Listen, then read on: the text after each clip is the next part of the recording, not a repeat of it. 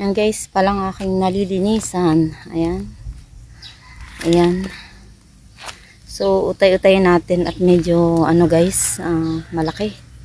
So, ito pala yung ating nalilinisan. So, mamayang hapon pag wala ng init dito naman. Kasi 2 oras lang ako kung maglinis. So, ayan. Ito pala yung ating nalilinisan.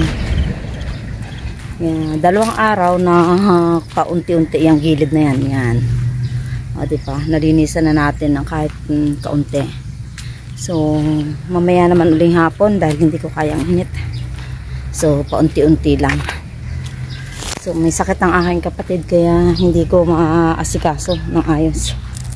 So, tataniman natin. Ito pantanim ko ng balinghoy dito sa gilid ng ng mga kuya. Yan, tataniman natin para kada kuha matamnan.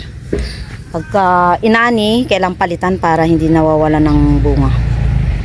O, diba? Yan guys, thank you for watching. Ayan. Kaunting tiyaga pa.